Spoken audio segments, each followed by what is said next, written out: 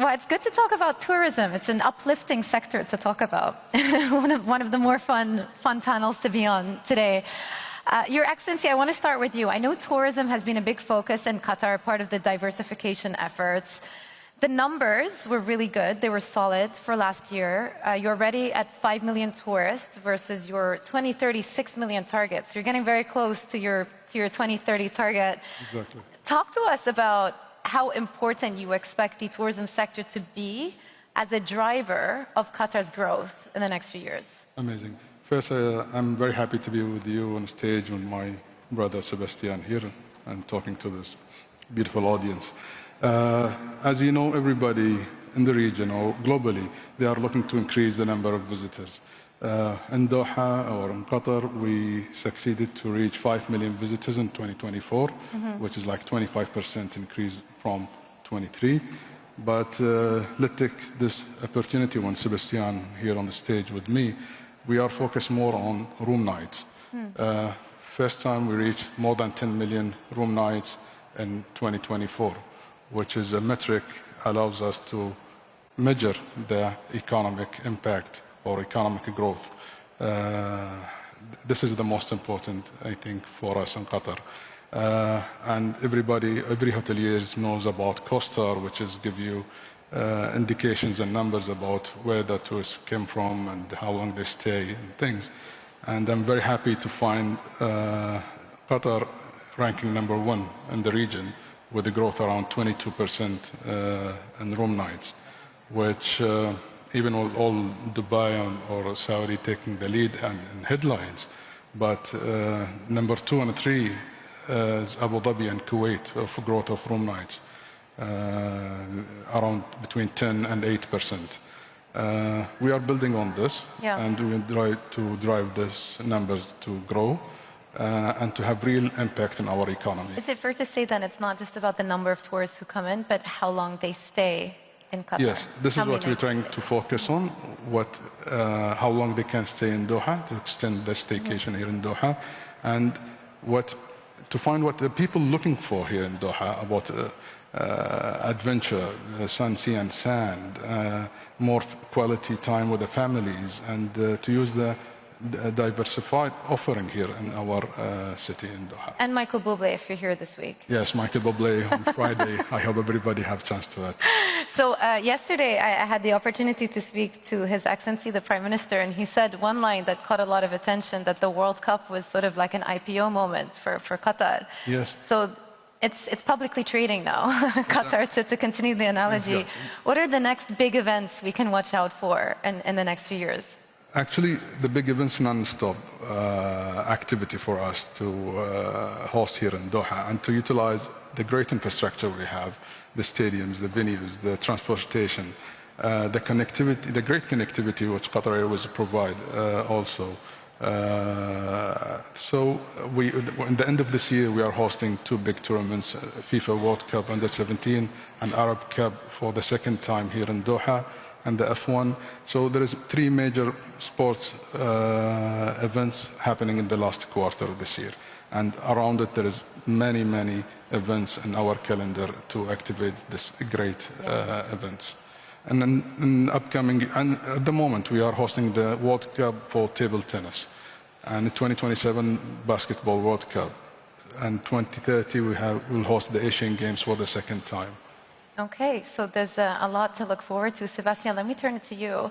I guess it's music to your ears to hear that His Excellency wants to focus on the number of nights, extending the number of nights that tourists remain in the country. How do you look to take advantage of that? Well, I guess the first thing to say for me is I am in his hand. It's kind of actually interesting to admit we are extraordinarily depending from one another. I am depending on the government of Qatar in terms of vision, ambition, tourism plan, which the Excellency is now leading. And of course, for him to deploy and execute, he is a little bit depending on me and my peers. But let's start first with, he is the decision maker, and I have to listen, and I have to basically be devil advocate, and then I have to make sure I can fulfill the promise. That being said, people probably don't realize it, but I came the first time in this country in 1992, 33 years ago. And I've been coming to this country well above 100 times over the last 30 years. And we have the same baby blues. We, as French, we missed the Olympic of last year. That was the best time ever for France. You in Qatar, and I'm with you, we missed the soccer As in cup. you have nostalgia. Because no, it's nostalgia because that was the best time of all of us basically describing the best of Qatar and the best of France. So now we basically have to play on it, build on it, and revive it. And it's not that easy. What I've been saying for a lot of time, which is why I love this country, is you have everything. Qatar has everything. From the very first day, it started with Qatar Foundation, with university, with schools, with hospitals. Then Qatar Airways is a gem. But a lot of people don't know of the existence of Qatar Museum and so many other things. So what we need to do together, since it exists, since it's being invested, can we please show it off? And this is where we are today, and it's really building up for the last 24 months, better than we all expected. We just have to get going. Certainly sounds like it from the numbers. So let me just ask you about those numbers. Paraphrasing what His Excellency said, the numbers into Qatar, big growth of north of 20%. Other countries in the region also, in the GCC, around 10%-ish. How does that compare to other pockets around the world? Well, the world is very easy to predict, and please agree with me, tourism travel industry is a blessed industry since 1970. That industry has been growing between 3 and 5% per annum for the last 50 years. New supply has been growing 1.5 to 2% per annum for the last 50 years. So you had a demand exceeding supply by 2 times. The next 20 years, for sure, demand's going to grow no longer 3 to 5, but probably 4 to 6. Supply will remain 1.5 to 2. So we're going into golden ages where demand's going to exceed supply by 3 times. Why? You need 3 cylinders to grow. Do you have a higher demography in the world? Answer is yes. Do you have a higher growth of emerging middle class? Answer is yes. Do you have a higher means of transport, whether it's road, trains, airport? The answer is yes. Now, you've seen GCC, and I was very happy His Excellency Sheikh Abdullah talked before. GCC, for me, is one country. He's so right. And GCC has been increasing since pre-COVID by 32% in terms of destination, which is 95 million. Oddly enough, since I'm very French, it's still not there yet on France alone, which is 100 million. But of course, GCC is going to be way beyond France probably in 2 years from today. So now it's a question, you have the demand, you have the supply, and what's so interesting? Out of the 1.6 billion people who travel, they go now much more to the Middle East, much more to Asia Pacific, and less to Europe. But what we need to do is, on any social media, any app, any corridor channel industry, we need to basically talk about it, which is why we have this forum today. And we need people to stay longer, because it costs a fortune to get somebody to Doha. Make sure they spend that extra 2 nights. So would you say for Accor specifically, this is the fastest growing region in the world for your business? Yeah, what people, when they travel, half of social media content is on travel and tourism and food and beverage, half of it. Half of it is about souvenir. What is it that you like? You always forget what people say, you always forget what people act, but you don't forget what they make you feel.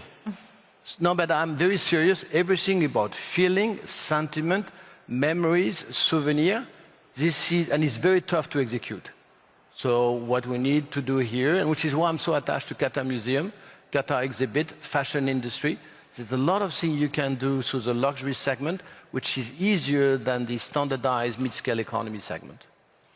Your Excellency, talk me through what Qatar is doing on medical tourism. This is an interesting conversation you and I were having in the back, and I'd love to hear more about it and what your plans are. Exactly.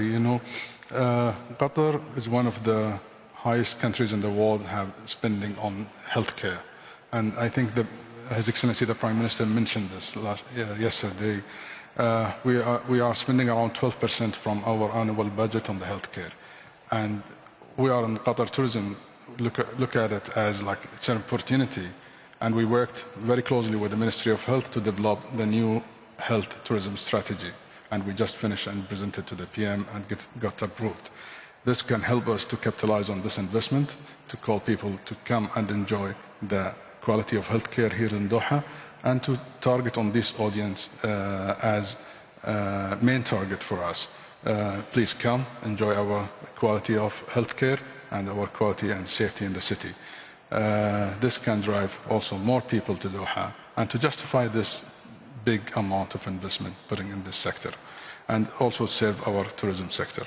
But always what I'm looking for, to use this technology to talk about these projects, about these initiatives.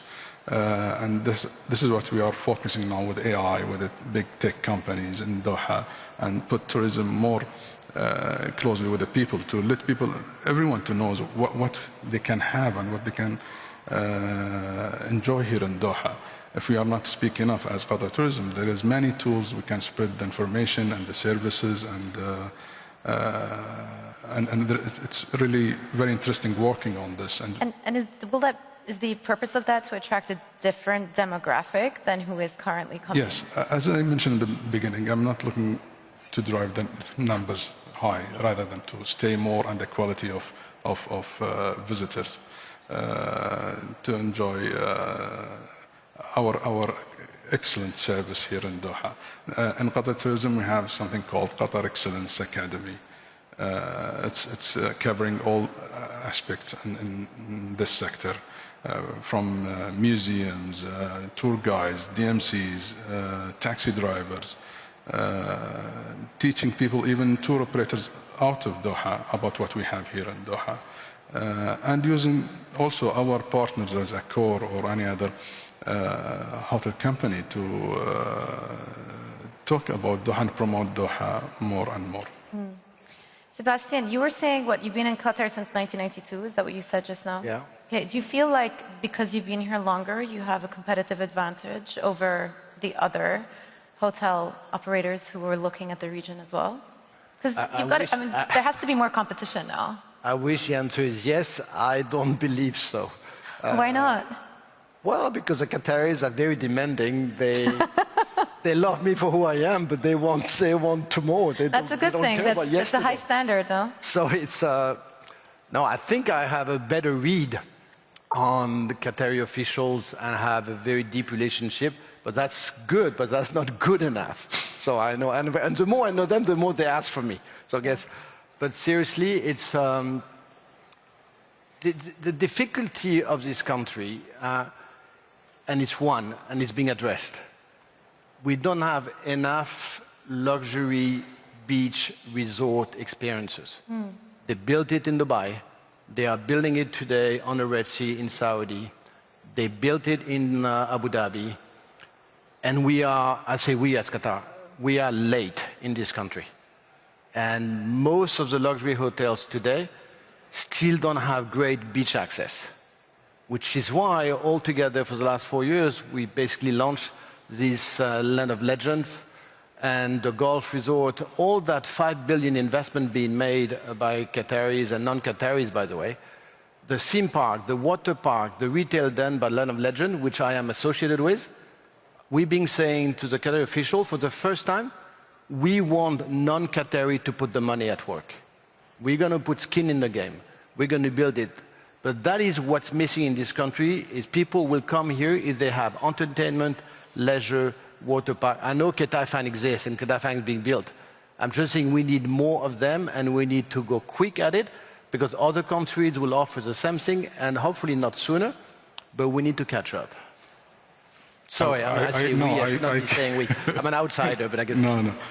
Thank you for this frank answer, but all what he said, it's already been addressed on. We happy that the Sébastien project has been announced, and it's a big investment, 20 billion real investment, I think will drive the tourism sector forward, and as a new product and new offering to utilize the beautiful beaches of Qatar. What's the name of the project? It's a Sébastien project.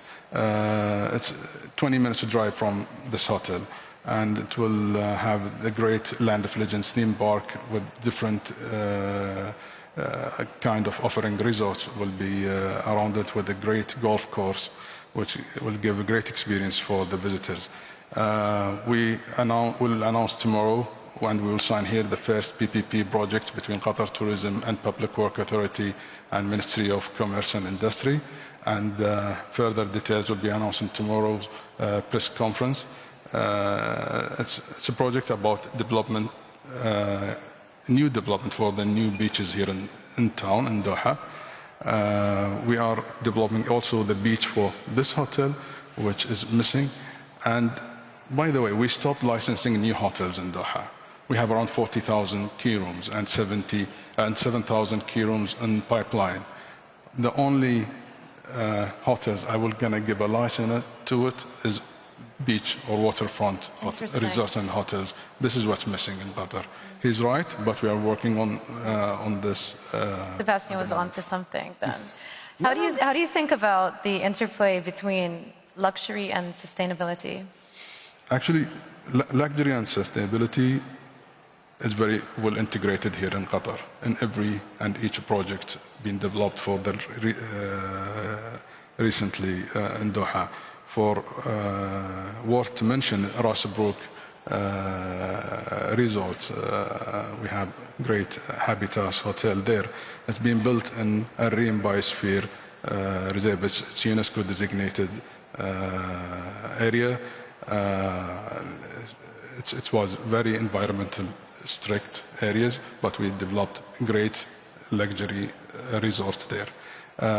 QNCC, the Qatar National Convention Center, it's one of the latest, it's been there for 10 years, and it's the first convention center in the region have LEED certificate, which is also focused on sustainability and luxury.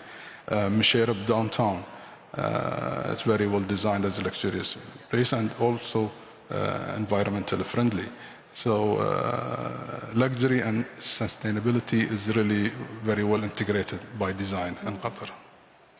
Sébastien, earlier you were talking about people remember how a place made them feel as opposed to what they did. How do you maximize customer experience in your hotels? Well, it's all about service. We talked about AI a little bit. AI will be an enhancer before and after the stay of the client. During the stay, anything which is human interaction, smile, service, expertise, they do something before you ask, is what you remember. And I hope all of you staying here in Fairmont and Raffles will remember the quality of the people you have met. I want to do a side note because I don't want to forget about it, and I haven't talked about it with you, Your Excellency, is what we need to do together soon is we need to target India. India will be a game changer when it comes to international emitting markets. People, we go to India quite a lot. You have today 40 to 50 million Indians traveling away from India. Americans are 160, Chinese are 160 million. I guarantee you within 3 or 4 years, that number will go from 40 to 50 to 150 million, only within 3 years. Those people from India will go east, they're going to go to Southeast Asia. West, they're going to go to GCC. And those people don't know the world yet. They are the emerging middle classes. They need to be caretakered. We within Doha, we can welcome a lot of Indians, hundreds of thousands will actually reach your target. We need to go at the source. Qatar Airways is the best equipped. Indigo Airline is the best equipped. This is how we should actually battling together, is go to those source and basically invent for them what they're looking for, which is warmth, culture, interactions, entertainment, and memories. It's absolutely doable. Sorry, I don't know why I say that now. But it's worth to say on this point, we are, India is in tier 1 of our priority markets. And what we just published recently, that every Indian who got UK and Schengen, US, Australia visa can enter Doha with visa on arrival. I think this will enable more to target more Indian visitors to Doha. Also Pakistan. So this is a very important market. We are looking for more slots for Qatar Airways with India. There's great potential. And I think they will have the great experience here in Qatar. Final quick question for you. I'm going to put you on the spot. So I have only ever been to Qatar for business purposes. Let's say I want to come and do a one-week visit because you want longer hotel stays, and I want to stay for a week with my family. What should I do? It will not be enough to explain all this for you in this 30 seconds. Obviously, I have to take a Qatar Airways flight to get here. A lot of things. I'm sure you will have the best time for you, especially as a family.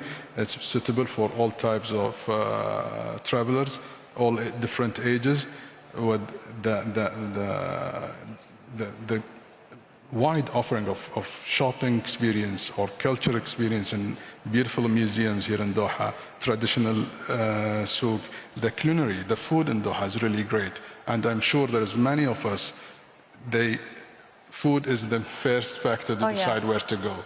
And I'm sure they can have the best meal here in Doha for you. Joumanna, the head concierge here is called Randy. There is 3,800 clés d'or in the world. Accor has, I think, 120 of them. Randy will give you by 5 p.m. tonight absolutely everything for 7 days within Qatar. You're going to have it. You'll be very surprised. Everything has been prepared for the World Cup. When we send 12,000 people here, it's already existing. It's already being planned. Make sure you do spend a week. I'll give you all the excuse in the world, but yeah, 5 p.m. you'll have it in your hotel room. And by using Visit Qatar application, it will give you a set or already itineraries for 3 days and 4 days and 5 days itineraries. It's already there.